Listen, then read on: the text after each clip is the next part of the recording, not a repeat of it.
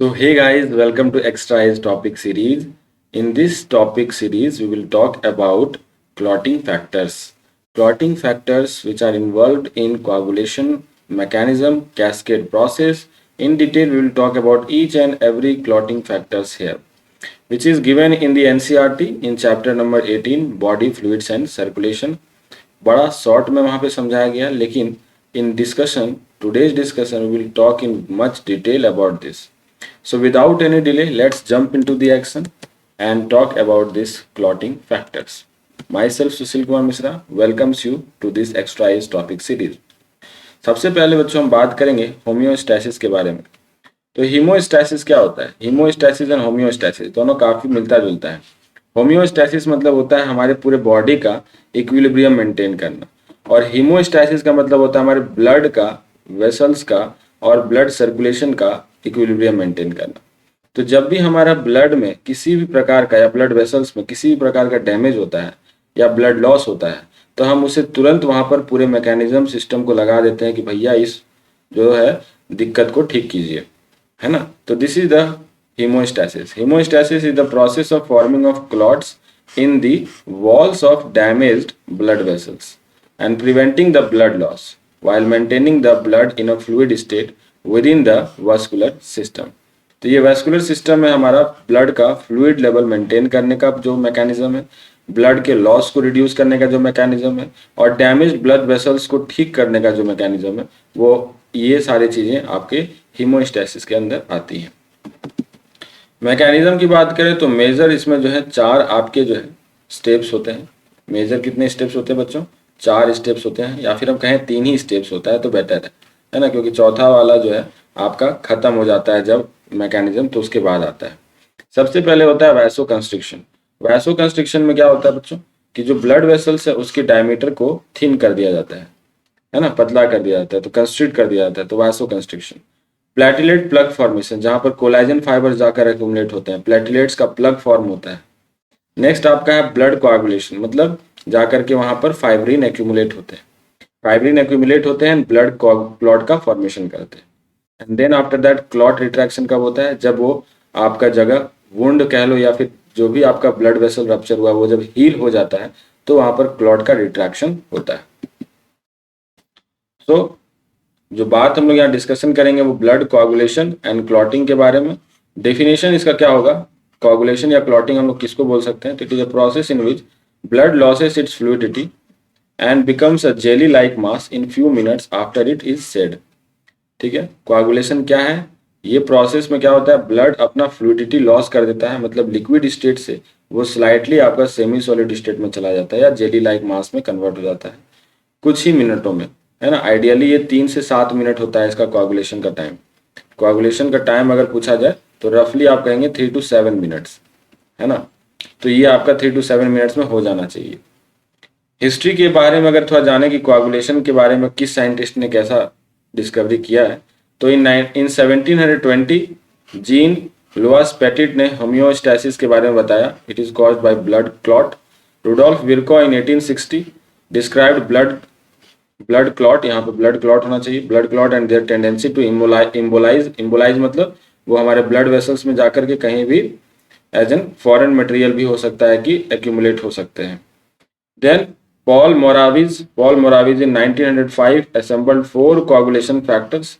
इन्होंने 4 coagulation factors को ढूंढा। Then Paul Owren in 1940 has recognised the other factors. बाकी जो और कोआगुलेशन फैक्टर्स थे उसको पॉल ओहरन ने ढूंढा था। Factors involving in the blood coagulation, कौन कौन से फैक्टर्स इन्वॉल्व होते हैं उसके बारे में जाने। तो coagulation of blood occurs through a series of reactions due to activation of group of substance and the substance necessary for clotting is called as clotting factors.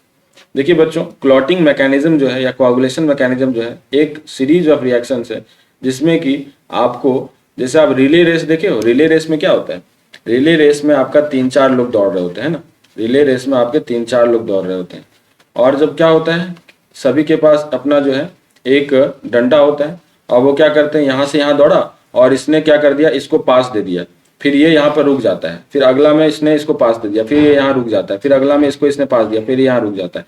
तो यही same chain type of reactions यहाँ पे भी होते हैं, जिसे हम कहते हैं cascade reactions. Cascade type of reactions होता है यहाँ, ठीक है, कैस्केड टाइप ऑफ रिएक्शन। तो ये आपका कोआगुलेशन ऑफ ब्लड में बहुत सारे ग्रुप ऑफ सब्सटेंसेस हैं जिनका एक्टिवेशंस लगा रहता है, and that those substances is involving in the coagulation और clotting is called as clotting factors. तो मुख्यतः आपके जो है 13 क्लॉटिंग फैक्टर्स हैं यहाँ पर, सभी के नाम आप देखो। फैक्टर 1 फाइब्रिनोजेन है, फैक्टर 2 प्रोथ्रोम्बिन है, फैक्टर 3 इज थ्रोम्बोप्लास्टिन जिसको टिश्यू फैक्टर कहा जाता है, factor 4 is calcium, factor 5 is लेवाइल फैक्टर दैट इज प्रोएक्रेलिन और accelerator globulin, factor 6 is presence has not been proved, इसका मतलब इसका जो है अभी तक प्रेजेंस प्रूव नहीं हुआ है, factor 7 is stable factor, factor 8 is anti haemophilic factor, factor 9 is Christmas factor बोला जाता है इसको, factor 10 is Stuart Prower factor, factor 11 is plasma thromboplastin antecedent, and factor 12 is Hagman factor and factor 13 is fibrin stabilizing factor।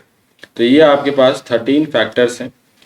अब बच्चों सवाल उठता है कि क्वेश्चन कहाँ से आते हैं। क्वेश्चन पिछले बार पूछा भी चुका है, बहुत सारे आपके जब NEET previous year question solve करोगे तो वहाँ पर क्रिसमस फैक्टर पे क्वेश्चन आता है, फैक्टर 8 पे क्वेश्चन आता है, हैगमन फैक्टर पे भी एक बार क्वेश्चन बन चुका है, और फैक्टर 4 पे कि कैल्शियम कौन सा फैक्टर है, itself calcium is factor 4, and prothrombin fibrinogen ये थ्रोम्बोप्लास्टिन, ये तीनों का फैक्टर याद रखना। फाइब्रिनोजेन फर्स्ट फैक्टर होता है, तो prothrombin second and thromboplastin third factor होता है। तो ये पूरा आपको जो है कम से कम याद ना हो तो 2 4 5 याद ही रखो, तो उससे भी आपका जो है एग्जाम में काम हो जाएगा। तो clotting factors are the proteins in the form of enzyme. ये क्या है असल में, ये असल में प्रोटीन्स होते हैं जो कि एंजाइमेटिक रोल प्ले करते हैं। प्रो एंजाइम्स हैं जो कि एंजाइम्स में कन्वर्ट होते हैं एंड देन वो क्लॉट का फॉर्मेशन करते हैं। Reaction involve in the conversion of pro enzyme into active enzyme is explained bye enzyme cascade theory. Pro enzyme किस तरह से एंजाइम में कन्वर्ट होता है वो आपका कैस्केड थ्योरी से एक्सप्लेन होता है। 3 stages are there, formation of prothrombin activator, conversion of prothrombin to thrombin and then conversion of fibrinogen to fibrin. 3 stage है बच्चों। प्रोथ्रोम्बिन में से कैसे ये जो है थ्रोम्बिन बना, देन आपका थ्रोम्बिन से आपका किस तरह से थ्रोम्बिन एक्टिवेट किया फाइब्रिनोजेन को फाइब्रिन में, ठीक है। तो ये जो आपने एनसीईआरटी में भी पढ़ा होगा, एनसीईआरटी में भी आपने पढ़ा होगा। एक सेकंड में आपको ये लिख के बताता हूँ रिएक्शन, ताकि आप समझ पाओ, कोरिलेट कर पाओ। प्रोथ्रोम्बिन आपका थ्रोम्बिन में कन्वर्ट होता है एंड फाइब्रिनोजेन आपका फाइब्रिन में कन्वर्ट होता है।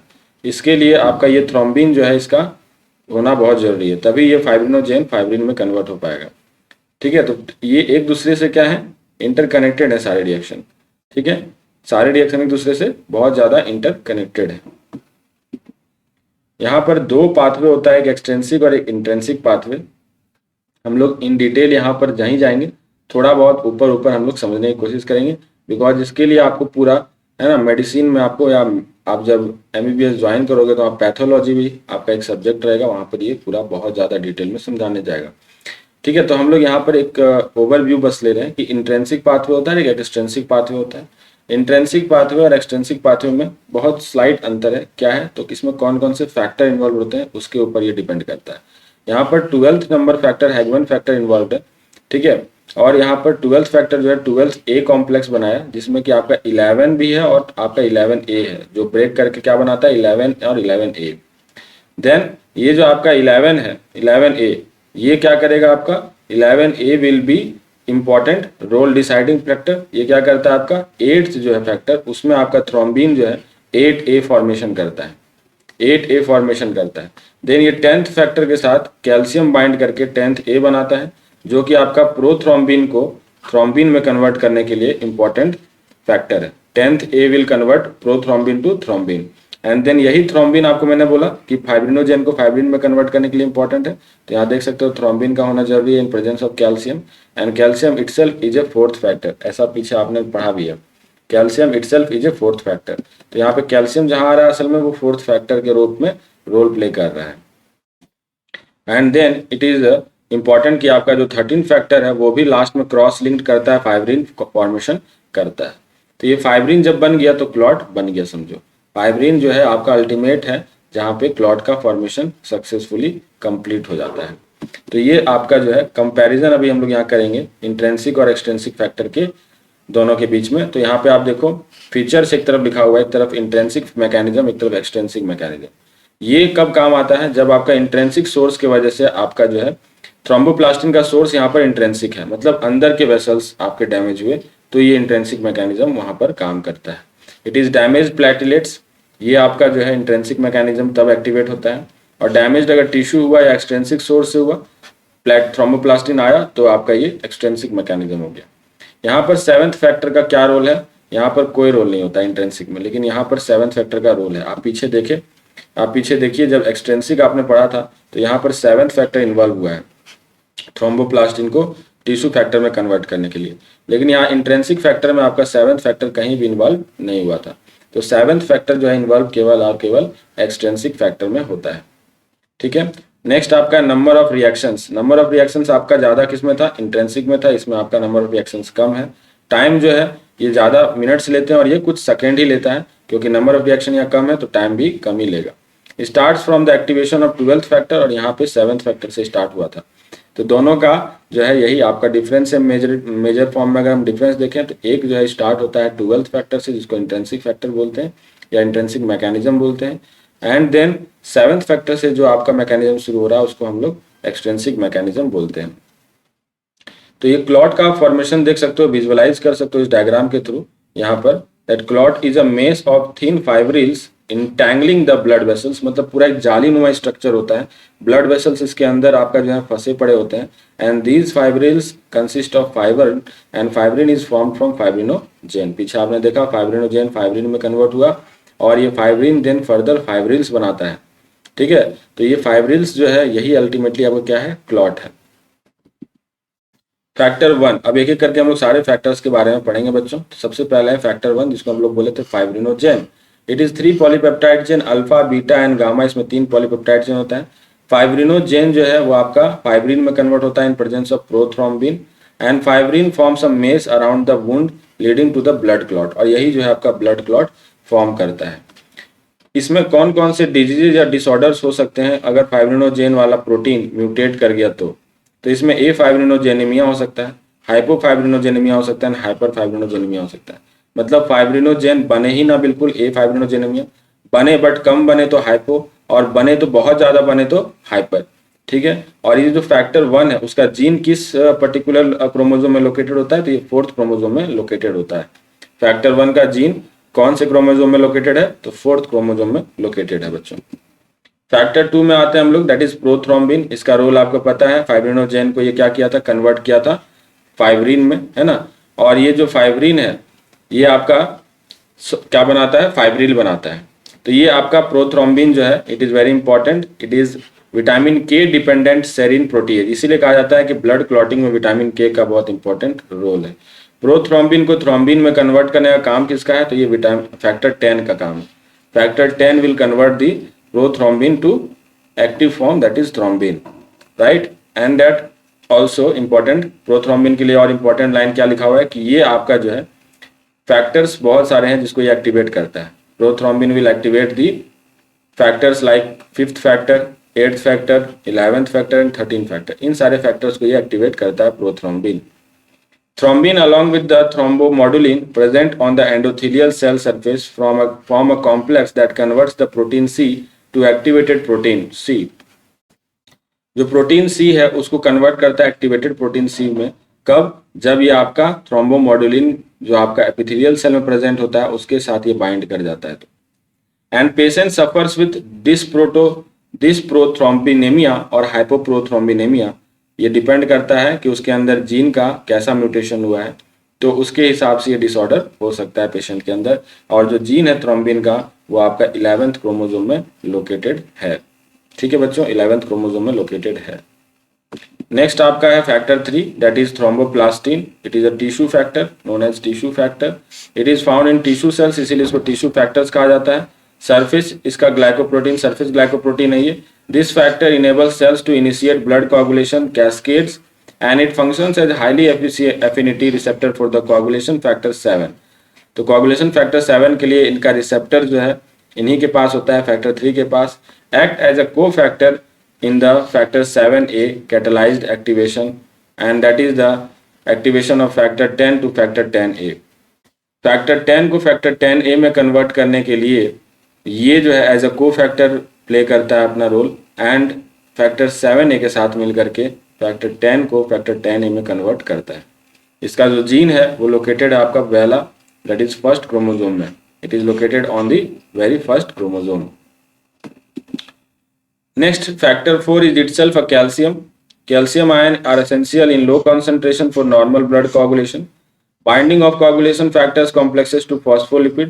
ये क्या करता है, फॉस्फोलिपिड को कोagulation फैक्टर्स के साथ बाइंड करता है, बहुत इंपॉर्टेंट रोल है। इट एक्ट एज अ को-फैक्टर, बहुत जगह आपने देखा है को-फैक्टर के रूप में कोagulation प्रोसेस के, है ना, पूरे मैकेनिज्म में आपने पीछे भी देखा, इंट्रिंसिक के अंदर भी एक्सट्रिंसिक के अंदर भी कैल्शियम बहुत जगह रोल अपना दिखा रहा था as a cofactor. Essential for formation of intrinsic and extrinsic thromboplastin, conversion of thromboplastin prothrombin to the thrombin, prothrombin को थ्रोम्बिन में कन्वर्ट करने के लिए वहां पे भी कैल्शियम था इंपॉर्टेंट। फाइब्रिनोजेन को फाइब्रिन में कन्वर्ट करने के लिए वहां भी आपका कैल्शियम था important. So next is no evidence that coagulation disorder result from the pathological reduction in ionized calcium। ऐसा किसी भी तरह का अभी तक डिसऑर्डर्स का एविडेंस या सुराग नहीं है कि अगर आयोनाइज्ड कैल्शियम रिड्यूस होता है तो किस किस तरह के कोagulation डिसऑर्डर्स उत्पन्न हो सकते हैं। उत्पन्न हो भी सकते हैं और नहीं भी हो सकते हैं, इट डिपेंड्स, राइट। नेक्स्ट होता है factor 5 that is proaccelerin and labile factor भी इसको बोला जाता है। क्वेश्चन 12 पूछा जाता है, लेबाइल फैक्टर किस फैक्टर को बोला जाता है। तो एंजाइमेटिकली ये इनएक्टिव होते हैं जो को factor to the serine protease बनाते हैं, ठीक है, FX that is A। Calcium bind करता है फॉस्फोलिपिड के साथ, तो आपका पता है क्या होता है, एक्टिवेशन होता है प्रोथ्रोम्बिन का थ्रोम्बिन में। तो फैक्टर 5 का अगर म्यूटेशन हो गया तो क्या क्या डिजीज हो सकते हैं, पारा हीमोफीलिया हो सकता है, मायोकार्डियल इन्फाक्शन हो सकता है और डीप वेन थ्रोम्बोसिस हो सकता है। और इसका जीन लोकेटेड होता है फर्स्ट क्रोमोजोम पर। इसका जीन कहाँ लोकेटेड होता है, फर्स्ट क्रोमोजोम के ऊपर। तो ये सारे डिफरेंट फैक्टर्स हैं, आपको इंट्रोड्यूस में करते चला जा रहा हूँ एक एक करके। नेक्स्ट आपको फैक्टर 7 है। फैक्टर 6 हमने क्यों स्किप किया, क्योंकि उसके बारे में बहुत ज्यादा वेल नोन नहीं है ना, बहुत ज्यादा उसके बारे में वेल नोन नहीं है। तो factor 7 it is also very important and it is vitamin के डिपेंडेंट सेरीन प्रोटीएज। पीछे भी आपने देखा था विटामिन 2 को आपने देखा दैट इज विटामिन के डिपेंडेंट था, और विटामिन 7 भी आपका जो है विटामिन के डिपेंडेंट है। इसीलिए विटामिन के का बहुत इंपॉर्टेंट रोल होता है इन क्लॉटिंग ब्लड, है ना। What does it do? It activates the 9th factor and 10th factor simultaneously with the tissue factors in the extrinsic pathway. Deficiencies का बड़ा रेयर है, congenital pro-convertin deficiency हो सकता है या inherit recessively।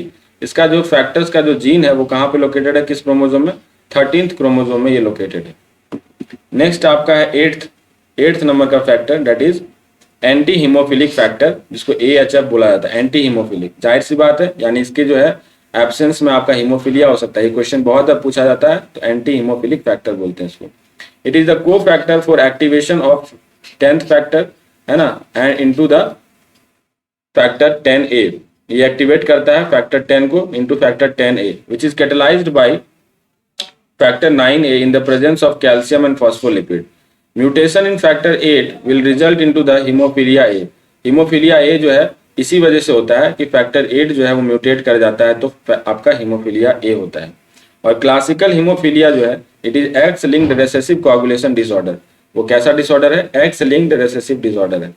और इसका जो जीन है वो कहाँ प्रेजेंट है, किस क्रोमोजोम में, तो ये आपका long arm of x chromosome के ऊपर प्रेजेंट होता है। इसीलिए आपको हीमोफिलिया को बोला जाता है x linked chromosome, x linked आपका डिसऑर्डर के अंदर इसको आप गिनती करते हो, बिकॉज कि इसका जो फैक्टर है 8th फैक्टर वो आपका लोकेटेड है एक्स क्रोमोजोम के लॉन्ग आर्म के ऊपर।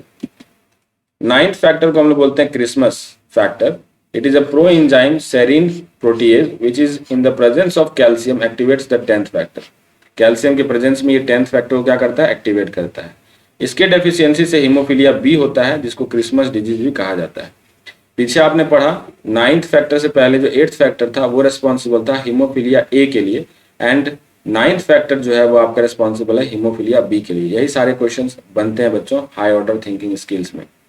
नेक्स्ट आपका क्या है, दैट हाई एंटीजन और activity level of factor 9 is associated with increase risk of thromboembolism. मतलब अगर इसकी एक्टिविटी बढ़ गई, काफी ज्यादा हाइपर एक्टिव हो गया, तो आपका इम्बोलिज्म का भी खतरा हो सकता है। नेक्स्ट आपका ये जो आपका क्रोमोसोम लोकेटेड है वो 10th क्रोमोसोम के ऊपर, सॉरी एक्स क्रोमोसोम के ऊपर, ये भी आपका लोकेटेड है एक्स क्रोमोसोम के ऊपर। तो यहाँ पे एक इंपॉर्टेंट क्वेश्चन जल्दी से नोट कर लो, हीमोफीलिया ए जो होता है वो किस फैक्टर के डेफिशिएंसी से होता है। तो आपका क्वेश्चन अगर ये आता है तो आप क्या लिखोगे, और हीमोफीलिया बी जो है वो किस डेफिशिएंसी से होता है। ये दोनों क्वेश्चन आप नोट कर लीजिए फटाफट, haemophilia B and haemophilia A. Haemophilia A आपका जो है वो 8th क्रोमोसोम के 8th फैक्टर के डेफिशिएंसी से होता है, और हीमोफीलिया बी आपके 9th फैक्टर के डेफिशिएंसी से होता है। 9th फैक्टर को हम लोग क्रिसमस फैक्टर भी बोलते हैं, इसीलिए हीमोफीलिया बी को हम लोग क्रिसमस डिजीज भी बोलते हैं, क्रिसमस डिजीज भी बोलते हैं। ठीक है, यहां तक क्लियर बच्चों। नेक्स्ट आपका है factor 10th, that is Stuart Prower factor. Both intrinsic हो या एक्सट्रेंसिक पाथवे दोनों में इसका रोल प्ले देखा था आपने। 10th factor is activated to 10th A by the factors of 9th and 7th। 9th और 7th फैक्टर मिलकर के क्या करता है, 10th फैक्टर को एक्टिवेट करता है into 10A।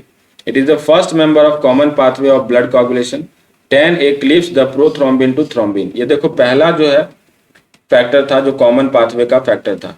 10th factor was the first factor in the common pathway. आप देखो इस पूरे चार्ट को समझो यहाँ पर, तो ये 10th जो आप दिख रहा है ना आपको, ये आपका इंट्रेंसिक और एक्सट्रेंसिक दोनों के लिए पहला है जो कि कॉमन जंक्शन पे आपका कौन मिला रहा है दोनों पाथवे को, तो 10th फैक्टर मिला रहा है।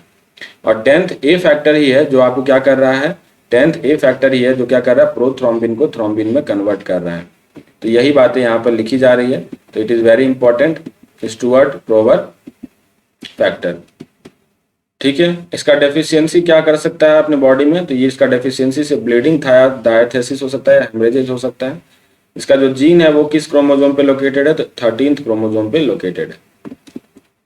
नेक्स्ट फैक्टर आपका हो गया 11th, that is plasma thromboplastin antecedent.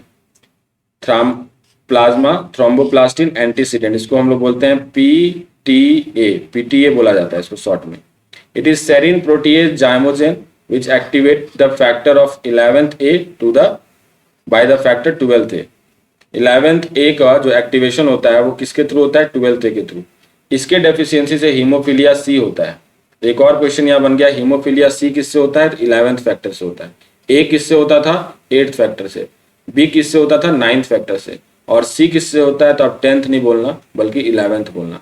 8, 9, 10 नहीं होकर के 8, 9, 11 होता है। ठीक है, individual with severe deficiency do not show excessive bleeding condition and hemorrhages normally occurs after trauma or surgery। ये होता है ट्रॉमा और सर्जरी के बाद जनरली आपका हेमरेज और जो ब्लड लॉस है वो जनरली देखने को मिलता ही है। क्रोमोसोम 4 में इसका जीन जो है वो लोकेटेड है। नेक्स्ट फैक्टर जो 12th है वो है Hageman factor, that is 12th factor. It is zymogen form of the factor that is 12th A which activates the factor 11 and prekallikrein. ये प्री कैलिकरिन जो है उसको एक्टिवेट करता है और 11th फैक्टर को एक्टिवेट करता है। Deficiency does not cause excessive haemorrhage due to lack of involvement of 12th A in the thrombin plastin. Thrombin जो है इसका फॉर्मेशन में 12th A कहीं रोल इंपॉर्टेंट प्ले नहीं कर रहा था, इसीलिए इसका डेफिशिएंसी से कोई बहुत बड़ा खास नुकसान या हेमरेज नहीं होता है। Increase the risk of thrombosis and due to inadequate activation of fibrinolytic pathway. Long arm of 5th chromosome में इसका जीन जो है वो लोकेटेड है। इसका जीन कहाँ लोकेटेड है बच्चों, तो long arm of 5th chromosome के ऊपर लोकेटेड है। हैगमैन फैक्टर पूछा जाता है कई बार, किसे बोलते हैं, कौन से फैक्टर को बोलते हैं, तो 12th फैक्टर को बोलते हैं। नेक्स्ट आपका जो फैक्टर है 13th factor, that is fibrin stabilising factor. ये कंपोज्ड है 2 यूनिट का, alpha and beta. It is activated by thrombin into that of 13th A in presence of calcium. आपने देखा इसमें रिएक्शन में भी था, दैट इज 13th A में ये कन्वर्ट होता है इन the presence of calcium. It forms gamma glutamyl lysyl bond with that of fibrin chain and stabilizes the blood clots। Last में, सबसे लास्ट में आपका देखोगे तो 13th आपका जो है गामा बॉन्ड बनाता है इसके साथ और स्टेबलाइज करता है क्लॉट को। यहाँ पर आप देखो 13th A जो है लास्टली आपका जो है जब फाइब्रिन बन चुका है तब उसके साथ 13th A जो है रिएक्शन करते हुए क्रॉस लिंक्ड बॉन्ड बनाता है फाइब्रिन के साथ और फाइब्रिन को और ज्यादा स्टेबलाइज करता है। तो 13th का यहाँ पर आखिर में एकदम अंत में रोल है, अंत में ये फैक्टर भी आता है और अंत में इसका रोल भी है। ठीक है बच्चों, it reduces the sensitivity of clot to the degradation by the proteases. कहीं प्रोटीएज एंजाइम आकर के उस क्लॉट को डिग्रेड ना कर दे इसके लिए उसको और मजबूत करता है, उसके सेंसिटिविटी को रिड्यूस करता है। The genetic defect of factor 13 gene leads to life long bleeding diathesis, मतलब अगर इसकी गलती से भी डिफेक्ट आ गई जीन में तो ये प्रॉब्लम बहुत लंबे समय तक पूरे जीवन हो सकता है ब्लीडिंग का। इसका जो फैक्टर है दैट इज अल्फा वाला और बीटा वाला, वो अलग अलग आपके क्रोमोसोम पे लोकेटेड है। अल्फा वाला 6th क्रोमोसोम पे लोकेटेड है और बीटा वाला आपके 1st क्रोमोसोम पे लोकेटेड है। तो ये कहानी है फैक्टर 13 की। नेक्स्ट है आपका वॉन विल्बर्ड फैक्टर। वॉन विल्बर्ड फैक्टर जो है वो आपका अलग से यहाँ पर हम लोग इसको पढ़ेंगे। That is binding of platelets to the site of injury by forming a bridge between the collagen matrix and platelet surface receptor complex. इसका क्या काम है? तो ये जो आपका है प्लेटिलेट्स को बाइंड करता है, जहां इंजरी है उसके साथ वहां ब्रिज फॉर्मेशन करता है कोलेजन मैट्रिक्स और प्लेटिलेट सरफेस के साथ। हेरिडिटरी या एक्वायर्ड डिफेक्ट हो सकता है VWF का, उससे आपका जो डिजीज होता है उसको बोलते हैं वॉन विल्ब्रैंड डिजीज। वॉन विल्ब्रैंड डिजीज बोलते हैं इसको। और इसका जो जीन है वो लोकेटेड है short arm of 12th chromosome के ऊपर। ठीक है, ये आपका जो है बाकी फैक्टर से अपना अलग हट करके है वॉन विल्बर्ड फैक्टर। नेक्स्ट आपका है कैलिकरीन। कैलिकरीन इज अ प्रोटीएज है ना, serine protease. That is inactivate form इसका होता है प्री कैलिकरीन, जो एक्टिवेट होता है कैलिकरीन में। आपने पीछे पढ़ा था जब 12th A फैक्टर था तो वहां पर आपने देखा था प्री कैलिकरीन को ये आपका एक्टिवेट करता है। देखो यहाँ पर सबसे पहला लाइन प्री कैलिकरीन को एक्टिवेट करता है कैलिकरीन में। यहाँ पर देखो 12th A जो है क्या करता है प्री कैलिकरीन को एक्टिवेट करता है कैलिकरीन में। नेक्स्ट आपका है इंपॉर्टेंट मॉलिक्यूल्स हैं ये सारे। High molecular weight kininogen, high molecular weight kininogen, इसको बोलते हैं विलियम फेजगार्ड फ्लॉजेक फैक्टर। ठीक है, Williams Fitzgerald Flaujeac's factor. It is enzymatically inactive and functions as a cofactor for activation of kallikrein and factor 12। तो ये कैलिकरीन और factor 12 का activation के लिए रिस्पॉन्सिबल है HMWK। तो ये छोटे छोटे पॉइंट्स है बच्चों, एंड बड़े डिफिकल्ट नाम लग रहे होंगे बिकॉज ये थोड़े साइंटिस्ट ऐसे हैं जिनका नाम थोड़ा रटना मुश्किल है, याद करना मुश्किल है, बट इसको थोड़ा दिमाग में रखो। कैलिकरीन और 12th जो है उसको एक्टिवेट करने के लिए आपका हाई मॉलिक्यूलर वेट काइनिनोजेंस काम आते हैं। नेक्स्ट आपका है plasminogen. It is a glycoprotein. Plasminogen क्या है? ग्लाइकोप्रोटीन है which circulates as proenzymes. It is converted to plasmin by tissue plasminogen activator in the presence of fibrin clot. It dissolves the fibrin of blood clot and wound healing and maintenance of the liver hemostasis. Plasminogen क्या करता है? Fibrin जो clot बना उसको dissolve करता है बाद में और वहां पर मेंटेन करता है जो नॉर्मल आपका लेवल होना चाहिए। ठीक है, नॉर्मल जो कंडीशन होना चाहिए। तो ये अब इनहिबिटर्स की बारी आ गई कि कौन से पर्टिकुलर आपका जो फैक्टर्स है उसको इनहिबिट कर रहा है। तो एंटी थ्रोम्बिन होते हैं जो कि आपको इनहिबिट करते हैं factor 10th A and 9th A को और थ्रोम्बिन को। ठीक है, उसी तरह प्रोटीन C है जो कि आपका सेरिन प्रोटीएज एंजाइम है। It inactivates the factor 5A and 8th A। तो ये अभी हमें इनहिबिटर्स पर ज़्यादा ध्यान नहीं देना है, फिलहाल हमने फैक्टर्स के ऊपर अभी कंसंट्रेट किया है। पीछे बहुत सारे फैक्टर्स हमने पढ़े, उसका सम अप यहाँ पर एक बार हम लोग देखेंगे समरी के फॉर्म में। यहाँ सबसे पहले फाइब्रिनोजेन, फिर नेक्स्ट प्रोथ्रोम्बिन, देन फिर थ्रोम्बोप्लास्टिन, देन आपका कैल्शियम, प्रोएक्रेलिन जिसको लेवाइल फैक्टर बोलते हैं। 6th आपका जो है अनअसाइंड है, फिर स्टेबल फैक्टर बोलते हैं। नेक्स्ट आपका एंटी हीमोफिलिक फैक्टर, यहाँ से आपका हीमोफिलिया A होता था। 9th फैक्टर से हीमोफिलिया B होता है और आपका 11th फैक्टर से हीमोफिलिया C होता है। 10th फैक्टर आपका जो है कॉमन पाथवे जो है क्रिएट करता है इंट्रेंसिक और एक्सट्रेंसिक मैकेनिज्म के बीच में।